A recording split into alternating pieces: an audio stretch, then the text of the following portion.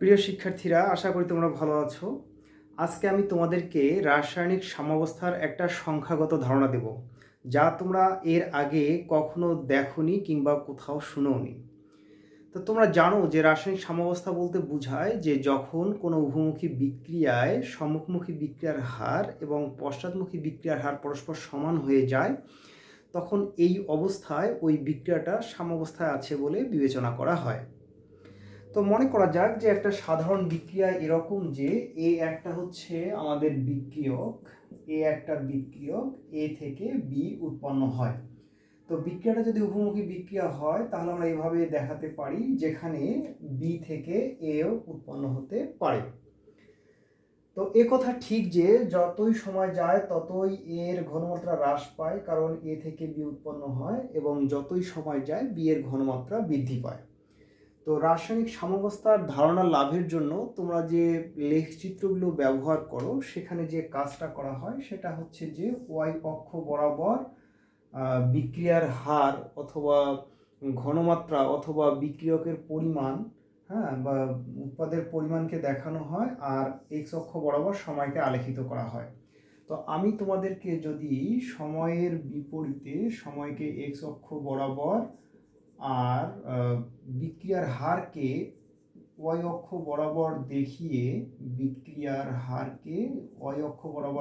যদি একটা লেখ অঙ্কন করি, তাহলে দেখা যাবে যে লেখটা এরকম হয়। কীরকম হয় যে বিক্রিয়কের জন্য সময় অতিক্রম করার সাথে সাথে তার ঘনমাত্রা হ্রাস পায়, ফলে তার বিক্রিয়ার হারও হ্রাস পায়, এবং উৎপাদের ক্ষেত্রে যেটা হয় সেটা হচ্ছে যে সময় অতিক্রান্ত হওয়ার সাথে সাথে বিক্রিয়ার হার বেড়ে যায়। তো এইটা হচ্ছে আমাদের সবুজ দাগটা হচ্ছে বিক্রিয়কের হার, অর্থাৎ বিক্রিয়ক একক সময়ে কি পরিমাণ উৎপাদে পরিণত হচ্ছে সেইটার হার, যেটাকে আমরা K F concentration of reactant, and this curve shows that the kb concentration of product. আচ্ছা, তো একটা অবস্থায় দেখা যায় যে এই লেখটা থেকে একটা বিষয় দেখা যায় যে যতই সময় যাচ্ছে ততই কিন্তু বিক্রিয়কের ঘনমাত্রা হ্রাস পাচ্ছে, যার ফলে কিন্তু বিক্রিয়ার হারও কিন্তু কমে যাচ্ছে। আর এখান থেকে দেখা যাচ্ছে যে যতই সময় যাচ্ছে ততই কিন্তু উৎপাদের ঘনমাত্রা বৃদ্ধি পাচ্ছে, ফলে কিন্তু উৎপাদের বিক্রিয়ার হারটা বেড়ে যাচ্ছে। তো এভাবে বিক্রিয়কের ঘনমাত্রা হ্রাস পাওয়ার কারণে বিক্রিয়ার হার হ্রাস পাওয়া আর উৎপাদের বিক্রিয়ার হার বেড়ে যাওয়ার পর এক সময় দেখা যায় যে এই জায়গাটাতে এসে যেটা হয় যে এই বিক্রিয়কের বিক্রিয়ার হার এবং উৎপাদের বিক্রিয়ার হার পরস্পর সমান হয়। অর্থাৎ এই অবস্থায় এসে যেটা হয় সেটা হচ্ছে K f concentration of reactant is equal to K b concentration of product. এরকম একটা অবস্থার সৃষ্টি হয়। আমরা বলি যে এই অবস্থায় বিক্রিয়াটা সাম্যাবস্থা অর্জন করেছে। তো এই কথাগুলো তোমাদের জানা। তো আমি আজকে তোমাদেরকে যে বিষয়টা দেখাবো সেটা হচ্ছে যে সংখ্যাগতভাবে কিভাবে আমরা একটা উভমুখী বিক্রিয়ার সাম্যাবস্থার ধারণাটা পেতে পারি। তো এই ধারণা লাভের জন্য আমাদেরকে একটা সংজ্ঞা একটু ভালো করে বুঝতে হবে। সংজ্ঞাটা হচ্ছে এরকম যে gradient of a reaction, gradient of a reaction. এই সংজ্ঞাটা তোমরা এর আগে কখনো শোনোনি বা দেখোনি, আজকেই তোমরা কিন্তু এই সংজ্ঞাটা প্রথম দেখছো। আচ্ছা, তো গ্রেডিয়েন্ট অফ রিয়াকশন কাকে বলে? বলা হচ্ছে যে একক সময়ে বিক্রিয়কের উৎপাদে পরিণত হওয়ার প্রবণতা অথবা একক সময়ে উৎপাদের বিক্রিয়কে পরিণত হওয়ার যে প্রবণতা, এই প্রবণতাটার মাত্রাটাই হচ্ছে মূলত তার গ্রেডিয়েন্ট। তো সংজ্ঞাটা যদি জটিল লাগে তো আমরা একটা ছবির সাহায্যে বিষয়টা একটু অনুধাবন করার চেষ্টা করি। তো মনে করা যাক যে এখানে আমাদের একটা পানির পাত্র আছে, আচ্ছা, এই পাত্রটাতে একটা মনে করা যায় যে একটা ছিদ্র করে দেওয়া হলো, আর এই পর্যন্ত পানি আছে।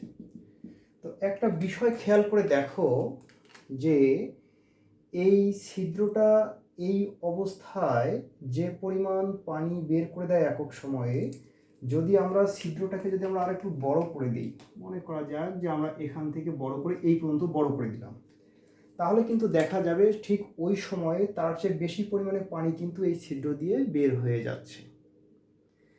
যার ফলে কি হবে, দেখা যাবে যে যখন ছিদ্রটা ছোট থাকে তখন এই পানির লেভেলটা যে সময়ে যতটুক নামছে, যখন ছিদ্রটা বড় হয়ে যায় তখন ঠিক ওই সময়ে পানির এই লেভেলটা কিন্তু দ্রুত নিচে নেমে যাচ্ছে। তাহলে এই সময়ের সাথে সাথে পানির লেভেলটা কি পরিমাণ নেমে যাচ্ছে, ক্রম হ্রাস পাচ্ছে, এইটা হচ্ছে কিন্তু এই সিস্টেমটার গ্রেডিয়েন্ট। এই পানির নেমে যাওয়ার গ্রেডিয়েন্ট হচ্ছে এটা। তো একটা বিষয় লক্ষ্য করা যাচ্ছে যে এই গ্রেডিয়েন্টটা কেমন হবে, মানে এই পানির স্তরটার নিচে নেমে যাওয়াটা কেমন হবে, সেটা কিন্তু নির্ভর করছে যে এখানে আমাদের ছিদ্রটা কেমন আছে তার উপর। তো অনুরূপে আমাদের একটা বিক্রিয়ার গ্রেডিয়েন্ট হচ্ছে এরকম যে একক সময়ে বিক্রিয়কের উৎপাদে পরিণত হওয়ার প্রবণতা, মানে যে পরিমাণ বিক্রিয়ক উৎপাদে পরিণত হওয়ার প্রবণতা দেখায়, অথবা ওই সময়ে বা একক সময়ে যে পরিমাণ উৎপাদ বিক্রিয়কে পরিণত হওয়ার প্রবণতা দেখায়, সেইটাই হচ্ছে কিন্তু ওই বিক্রিয়াটার গ্রেডিয়েন্ট। আচ্ছা, এটা বিক্রিয়কের জন্য আলাদাভাবে চিন্তা করা যায়, উৎপাদের জন্য আলাদাভাবে চিন্তা করা যায়। যেমন বিক্রিয়কের জন্য গ্রেডিয়েন্ট হচ্ছে কি পরিমাণ বিক্রিয়ক প্রতি সেকেন্ডে উৎপাদে পরিণত হচ্ছে, সেইটা হচ্ছে বিক্রিয়কের গ্রেডিয়েন্ট। আবার উৎপাদের গ্রেডিয়েন্ট হচ্ছে যে একক সময়ে কি পরিমাণ উৎপাদ বিক্রিয়কে পরিণত হচ্ছে, সেইটা হচ্ছে উৎপাদের গ্রেডিয়েন্ট। এখন এই গ্রেডিয়েন্ট বিক্রিয়কের এবং উৎপাদের দুইটার সমানও হতে পারে, আবার নাও হতে পারে। আবার এরকমও হতে পারে যে কখনো বিক্রিয়কের গ্রেডিয়েন্ট বেশি হতে পারে, অর্থাৎ বেশি পরিমাণ বিক্রিয়ক উৎপাদে পরিণত হচ্ছে, ওই সময় দেখা যাচ্ছে আবার উৎপাদের গ্রেডিয়েন্ট কম হতে পারে। আবার এরকমটাও হতে পারে যে উৎপাদের গ্রেডিয়েন্ট বেশি হতে পারে, বিক্রিয়কের গ্রেডিয়েন্ট কম হতে পারে। তো যেটাই হোক না কেন, গ্রেডিয়েন্ট হচ্ছে যে একটা বিক্রিয়ায় বিক্রিয়ক কিংবা উৎপাদের পরিবর্তন হওয়ার যে প্রবণতা, সেটা। তো আমরা এই বিক্রিয়াটাকে একটা সংখ্যাগত ধারণা দেওয়ার জন্য আমরা প্রথমে এরকম একটা অবস্থা বিবেচনা করব যে মনে করা যাক যে যখন টি যখন 0 ছিল। তার আগে একটা কথা বলি যে আমরা হিসেবটা দেখানোর জন্য ধরে নেই যে আমাদের এই বিক্রিয়কটার গ্রেডিয়েন্ট হচ্ছে 40% আর উৎপাদটার গ্রেডিয়েন্টটা হচ্ছে মনে করো যে 20%। তাহলে এর অর্থ কি? এর অর্থ হচ্ছে যে যে সময়ে বা প্রতি সেকেন্ডে এ থেকে 40% বিতে পরিণত হয়, অর্থাৎ যে পরিমাণ এ থাকে তার মধ্যে থেকে 40 পরিমাণ এ বিতে পরিণত হয়, মানে রিঅ্যাকট্যান্টটা প্রোডাক্টে পরিণত হয়। আর ওই সময়ে দেখা যায় যে বি থেকে এ অর্থাৎ উৎপাদ থেকে বিক্রিয়ক পরিণত হয় 20%, মানে যে পরিমাণ উৎপাদ থাকবে তার 20% পরিমাণ উৎপাদ বিক্রিয়কে পরিণত হবে। আচ্ছা, এখন আমরা ধরে নেই যে কোনো একটা সময় টি যখন 0 তখন এ এর পরিমাণ ছিল মনে করা যাক যে 100। এই সময়ে বি এর কোনো পরিমাণ ছিল না। এখন কি হলো, তারপর যখন 1 সেকেন্ড সময় যখন অতিক্রম করলো, অর্থাৎ 1 সেকেন্ড সময়ে টি 1 সেকেন্ড সময়ে এটা কি হলো যে এ থেকে এখন বিতে পরিণত হবে। কি পরিমাণ পরিণত হবে? 40% পরিমাণ এ বিতে পরিণত হবে। তাহলে এ এর পরিমাণ যেহেতু 100 একক বা 100 পরিমাণ, তা এখানকার 40% যদি উৎপাদে পরিণত হয় তাহলে আমরা বলতে পারি যে 40 একক পরিমাণ উৎপাদে পরিণত হবে, অর্থাৎ এখানে 40 পরিমাণ পরিণত হবে। তো টি 0 সময়ে যেহেতু কোনো উৎপাদ ছিল না, তাই উৎপাদ থেকে আমরা কোনো বিক্রিয়ক পাইনি, অর্থাৎ এ পাশে আমাদের ওই প্রথম সেকেন্ডে কোনো রকমের উৎপাদ বিক্রিয়কে পরিণত হয়নি, এটা হচ্ছে মনে করি যে 0। তাহলে আমরা এখানে লিখতে পারি এটা মান হচ্ছে 60, কারণ এই 100 + 0 যেমন 100 হয়, ওইরকম 60 + 40 এটাও কিন্তু 100 হবে। আচ্ছা, এখন আমরা যদি টি 2 সেকেন্ড সময় যদি আমরা চিন্তা করি, তাহলে এবার কিন্তু একটা বিষয় খেয়াল করতে হবে, সেটা হচ্ছে যে আমাদের প্রথমবার এ এর 40% বিতে পরিণত হয়েছে, কিন্তু বি এর কোনো কিন্তু আমাদের এতে পরিণত হয়নি, কারণ প্রথম অবস্থায় বি 0 ছিল। কিন্তু এখন 1 সেকেন্ড পরে কিন্তু আমরা বি এর কিন্তু একটা পরিমাণ আমরা পেয়েছি। তো যেহেতু আমরা 1 সেকেন্ড পরে আমরা বি এর একটা পরিমাণ পেয়েছি, সুতরাং আমরা যখন দ্বিতীয় সেকেন্ড যখন আমরা বিবেচনা করব, তখন আমাদের কি হবে, এ থেকে 40% বিতে পরিণত হবে, কিন্তু বি থেকে মানে উৎপাদ থেকে আবার 20% উৎপাদের যে পরিমাণ থাকবে সেখান থেকে 20% আমাদের বিক্রিয়কে পরিণত হবে। ফলে কীরকম হবে? ফলে এরকম একটা অবস্থার সৃষ্টি হবে যে দ্বিতীয় সেকেন্ডে এসে যেটা হবে 60 এই এককটার 40% মানে হচ্ছে 4 6 24, 24 একক পরিমাণ কিসে পরিণত হবে, উৎপাদে পরিণত হবে। আর ওই সময়ে এই 40-র 20% মানে হচ্ছে 4 দুগুণ 8 একক পরিমাণ উৎপাদ আবার বিক্রিয়কে পরিণত হবে।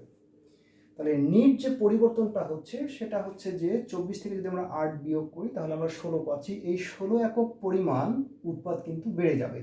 তো 40-এর সাথে যদি আমরা 16 যোগ করি তাহলে আমাদের হচ্ছে এটা হচ্ছে 56, আর তখন তাহলে এটা আমাদের থাকবে 44, কারণ এই দুইটা যোগ করে কিন্তু 100 হবে। আচ্ছা, এটা গেল আমাদের 2 সেকেন্ড সময় যেটা হবে সেটা। এখন যদি আমরা 3 সেকেন্ড সময় যদি আমরা ব্যবহার করি, অর্থাৎ যখন আমাদের t যখন 3 সেকেন্ড, তখন কি হবে? t 3 সেকেন্ডে যেটা হবে, এই 44 যে আছে তার 44 থেকে যেটা পরিমাণ হবে সেটার 40% আমাদের উৎপাদে পরিণত হবে। আর উৎপাদের যে 56 আছে সেখান থেকে 20% আবার আমাদের বিক্রিয়কে পরিণত হবে। তো 44 থেকে যদি 40% উৎপাদে পরিণত হয় তাহলে কি পরিমাণ হচ্ছে আমি একটু দেখে বলি, আমার এখানে হিসেবটা লেখা আছে। তো এটা হচ্ছে যে এখানে 18 একক পরিমাণ বিক্রিয়ক উৎপাদে পরিণত হবে। কখন? 3 সেকেন্ড পরে 18 একক পরিমাণ উৎপাদে পরিণত হবে। এবং ওই একই সময়ে 56-এর 20% অর্থাৎ প্রায় 11 একক পরিমাণ কিসে পরিণত হবে, বিক্রিয়কে পরিণত হবে। তাহলে 11 একক পরিমাণ উৎপাদ বিক্রিয়কে পরিণত হচ্ছে। তাহলে নিট কি পরিবর্তন হচ্ছে? নিট পরিবর্তন দেখা যাচ্ছে যে বেশি পরিমাণে বিক্রিয়ক উৎপাদে পরিণত হয়েছে, উপরে 18 আর নিচে 11, তো ডিফারেন্স হচ্ছে 7। তাহলে এই 7 একক পরিমাণ বিক্রিয়ক বেশি উৎপাদে পরিণত হয়েছে, ফলে এটা মানটা কত হচ্ছে, 56-এর সাথে যদি আমরা 7 যোগ করি 63। তো এখানে 63 হলে বাকিটা এখানে কত হবে, এখানে হবে স্পষ্ট বোঝা যাচ্ছে যে 37 হবে। আচ্ছা, একইভাবে যখন t যখন 4 সেকেন্ড হবে তখন কিসের রকম পরিবর্তন হবে, এই 37 থেকে 40% উৎপাদে পরিণত হবে। এই মানটা হচ্ছে তোমার 15, আর ওই সময়ে 63 থেকে 20% উৎপাদে পরিণত হবে, বিক্রিয়কে পরিণত হবে। এই মানটা হচ্ছে কিন্তু আমাদের মোটামুটি 13। একটা কথা বলে রাখি, এখানে আমরা হিসেবটা একটু সরল রাখার জন্য যে কাজটা করেছি সেটা হচ্ছে যে যদি দশমিকের পরের দশমিকের যদি হিসেবটা চলে আসে তখন আমরা যে বিষয়টা এখানে বিবেচনা করব সেটা হচ্ছে 0.5-এর উপরে গেলে আমরা পূর্ণ সংখ্যা ধরে নেব, আর যদি 0.5-এর যদি নিচে থাকে তাহলে সেটাকে আমরা অমিট করব বা বাদ দিয়ে দেব। আচ্ছা, তাহলে যেটা বলছিলাম, তাহলে 37-এর 40% বিক্রিয়ক যদি উৎপাদে পরিণত হয় তাহলে 15 একক পরিমাণ উৎপাদে পরিণত হয়, আর 63-র 20% যদি বিক্রিয়কে পরিণত হয় তাহলে 13 পরিমাণ বিক্রিয়কে পরিণত হয়। ফলে নিট পরিবর্তন হচ্ছে 2, তো 63-র সাথে 2 যোগ করলে হচ্ছে 65। এই অবস্থায় কিন্তু এখানে যেটা হবে এটা হবে এখানে 35। তো এটা গেল 4 সেকেন্ড পরে কি অবস্থা হবে সেটা।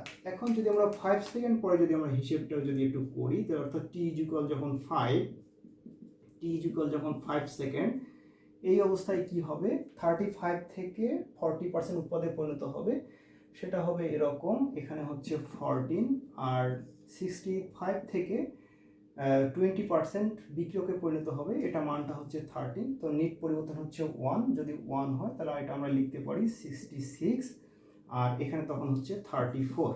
এটা হচ্ছে আমাদের মোটামুটি 5 সেকেন্ড পরে এরকম একটা অবস্থা হবে।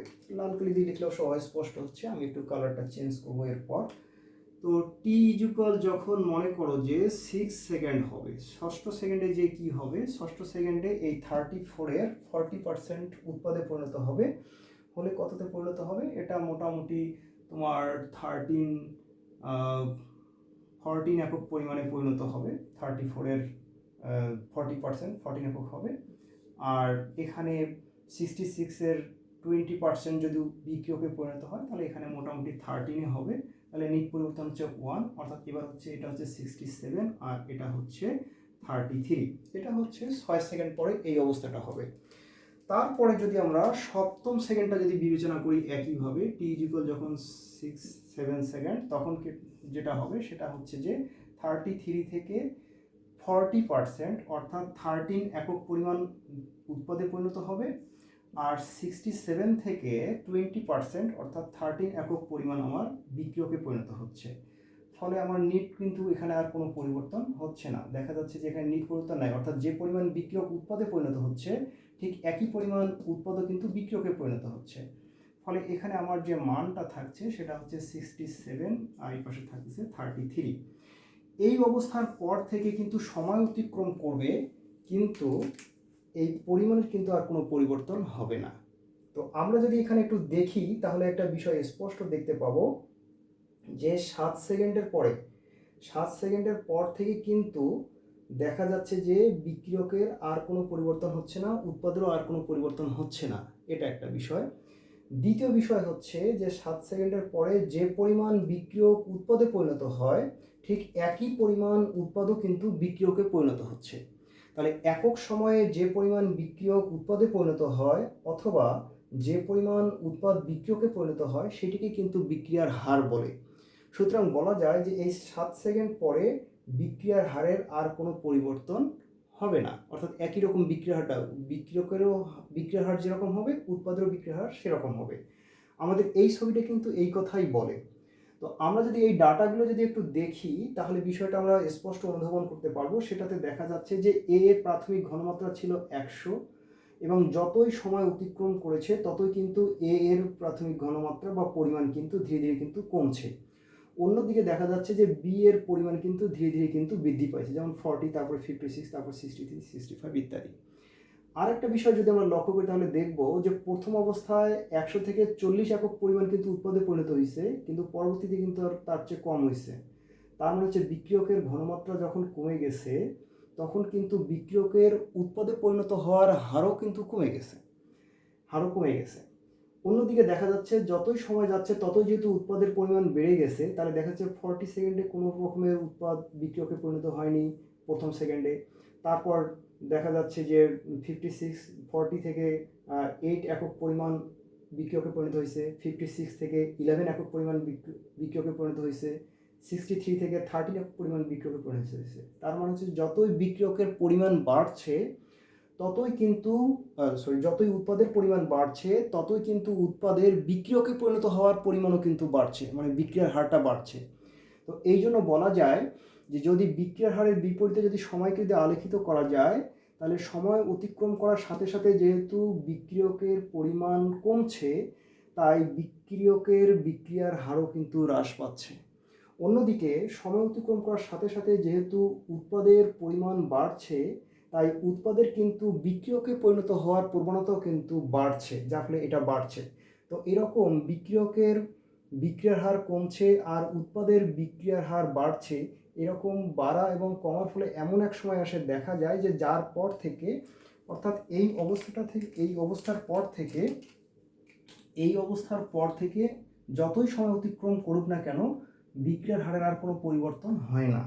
তার মানে হচ্ছে যে এই অবস্থাটাতে এসে বিক্রিয়াটা কিন্তু সাম্যাবস্থা অর্জন করেছে। তো এই ছিল একটা সংখ্যাগত ধারণা রাসায়নিক সাম্যাবস্থার। আশা করি বিষয়টা তোমরা এনজয় করেছো।